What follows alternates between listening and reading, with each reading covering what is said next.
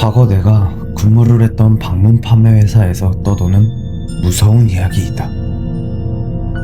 기본적으로 그 회사는 3명이 하나의 그룹을 이뤄서 조장이 차를 몰고 해당 지역의 사원들을 데려가는 구조였다.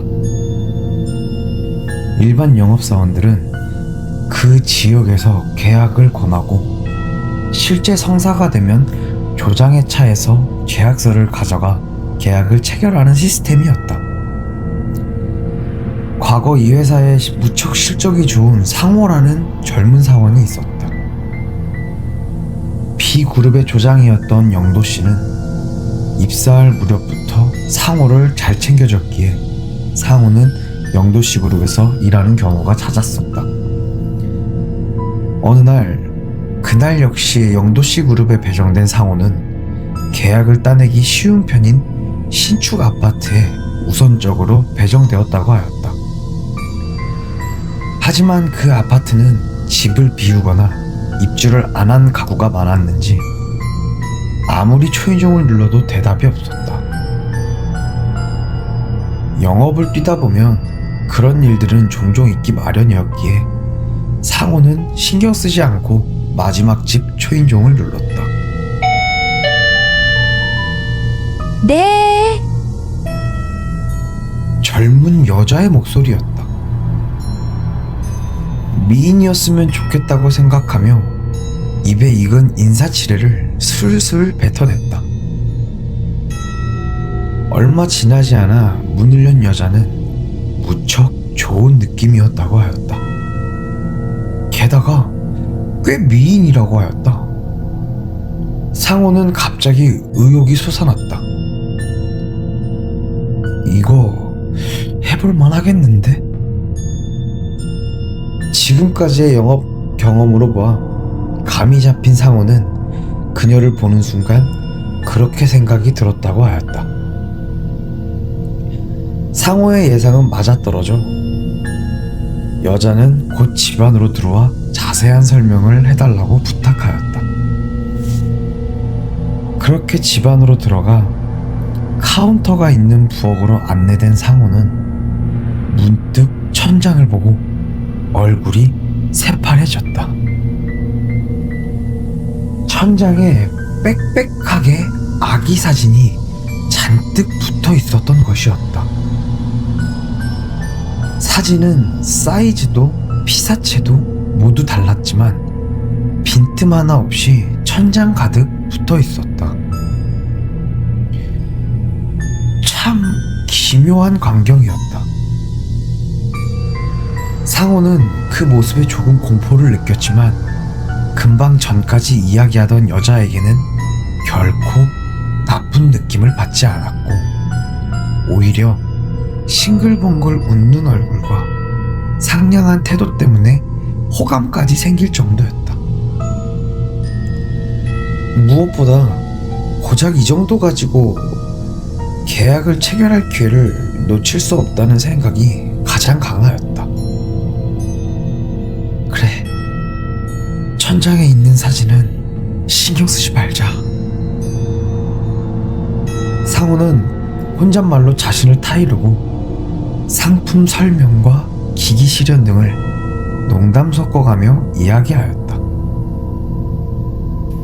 대개 새댁들은 남편 탓을 대며 계약을 피하는 경우가 많지만 그런 일도 없이 아주 무난하게 얼마 지나지도 않아 여자는 계약 의사를 밝혔다고 하였다. 상호는 승낙 의사를 확인한 후 계약을 위해 영도 씨에게 연락을 취했고 연락을 받고 방에 들어온 영도 씨 역시 천장의 사진을 보고 당황한 듯 계약을 최종 확인하는 와중에도 어딘가 어색한 모습이었다. 상호 역시 이 집이 기분 나빴기에 가능한 한 빨리 계약을 끝내고 나가고 싶다는 생각뿐이었다. 그런데 계약서에 도장만 찍으면 계약이 끝날 무렵 이상한 일이 일어나기 시작하였다. 그러면 여기하고 여기에. 영도 씨가 도장 찍을 곳을 체크하고 있는 와중 옆방으로 이어지는 벽 너머에서 남자의 신음소리가 들려오기 시작한 것이었다.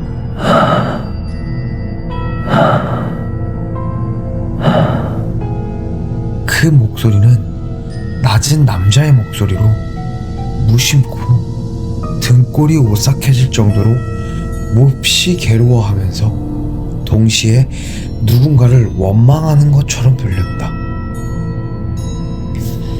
아무리 계약이 중요하다지만 상호도 영도도 깜짝 놀라 서로를 바라본 후 여자의 얼굴로 시선을 돌렸다. 방금 전까지 사람 좋은 미소를 띠고 있던 여자는 소름 끼칠 만큼 무표정한 얼굴로 상호를 바라보고 있었다.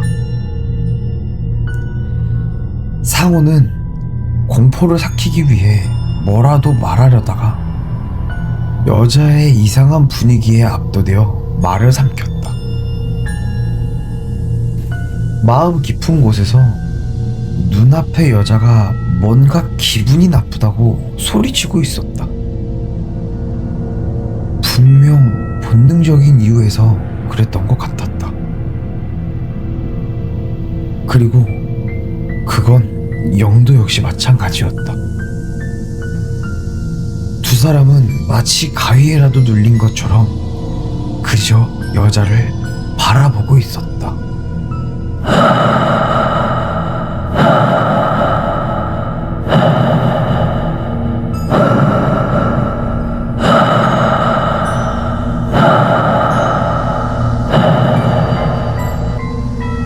그 사이에도 남성의 신음소리는 멈추지 않았고 오히려 소리가 점점 커지는 것처럼 느껴졌다. 갑자기 여자가 표정 하나 바뀌지 않은 채 웃는 소리를 내었다.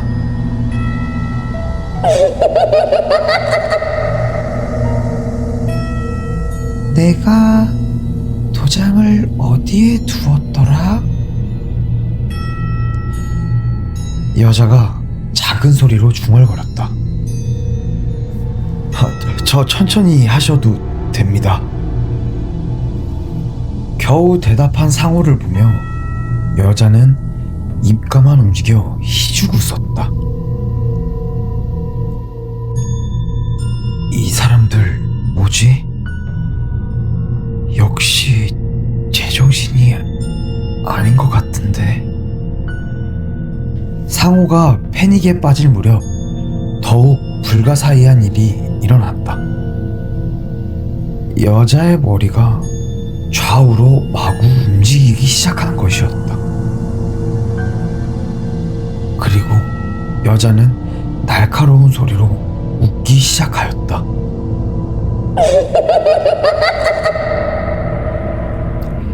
여자의 얼굴은 변함없이 상호를 똑바로 바라보고 있었다. 상호는 공포 때문에 금방이라도 울 것만 같았다. 방 안 저편에서 들려오는 남자의 신음소리와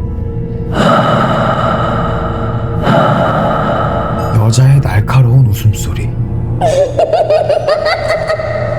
아무리 생각해도 너무나도 이상하였다.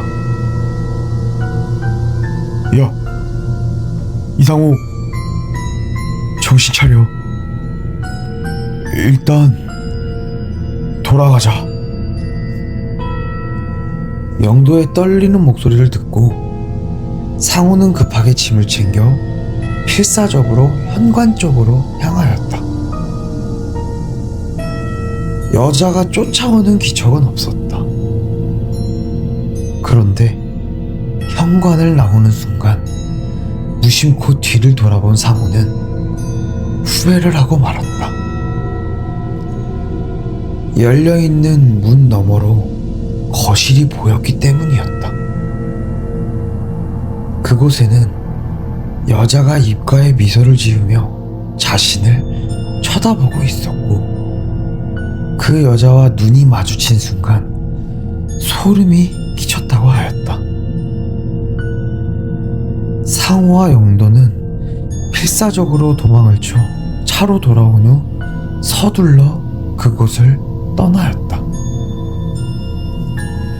하지만 다음날 상호는 그 집에 계약도 맺지 않고 상품을 두고 왔다는 것을 깨달았다.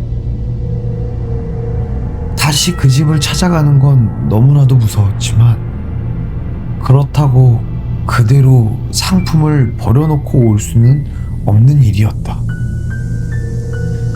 결국 상호는 영도에게 부탁을 해 다시 그 아파트로 향하였다.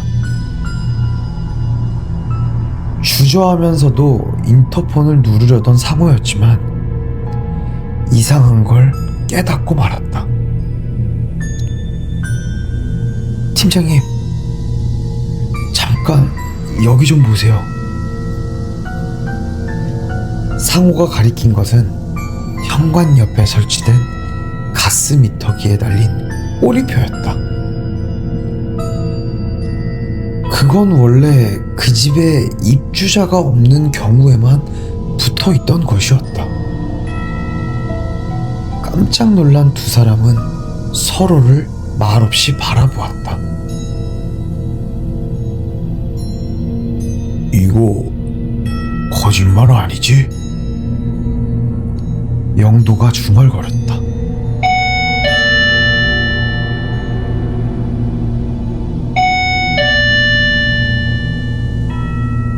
몇 번이고 인터폰을 눌러봐도 반응은 없었다.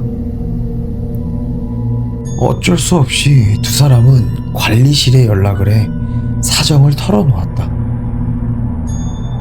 몇 분 후 도착한 관리실 경비원은 영도의 이야기를 듣고 고개를 갸웃거리면서도 확인만 해드리는 거예요라며 문을 열어주었다. 믿고 싶지 않았지만 그 방에는 아무도 살고 있지 않았고 어제 봤던 풍경 또한 어디에도 없었다. 하지만 딱 한 가지, 거실에 조용히 놓여있는 상품만이 어제의 사건이 거짓이 아니라 현실이라는 것을 알려주고 있었다. 그 사건 이후 영업 자체를 두려워하게 된 상호는 회사에도 출근하지 않고 방에 갇혀 살게 되었다고 하였다.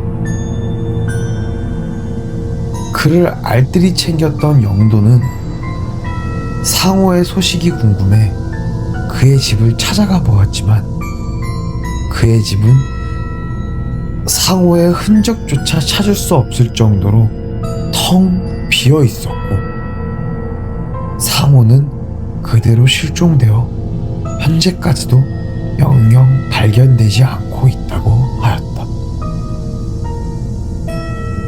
그날 그들이 보았던 그 여자의 정체와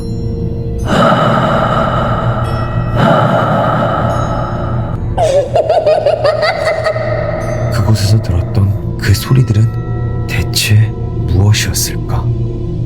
그리고 상우는 대체 어디로 사라진 것일까?